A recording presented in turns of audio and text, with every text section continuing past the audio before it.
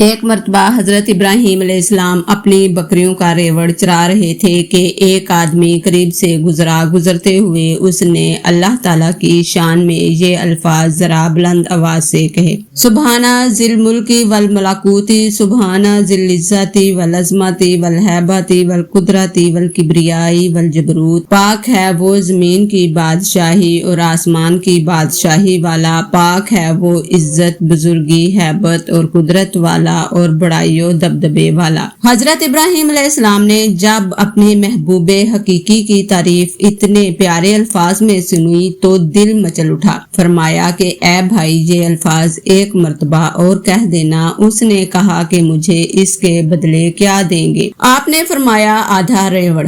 اس نے یہ الفاظ دوبارہ کہہ دیے۔ آپ کو اتنا مزہ آیا کہ بے قرار ہو کر فرمایا: اے بھائی، یہ الفاظ ایک مرتبہ پھر کہہ دیجئے۔ اس نے کہا: اب مجھے اس کے بدلے کیا دیں گے؟ فرمایا: بقیہ آدھا ریوڑ۔ اس نے یہ الفاظ 10 بارہ کہہ دیے۔ آپ کو اتنا سرور ملا کہ بے ساختہ کہا: اے بھائی، یہ الفاظ ایک مرتبہ اور کہہ دیجئے۔ اس نے کہا: اب تو آپ کے پاس دینے کے لیے کچھ نہیں بچا، اب آپ کیا دیں گے؟ فرمایا: اے بھائی، میں تیری بکریاں چرایا کروں گا، تم ایک مرتبہ میرے محبوب کی تعریف اور کر دو۔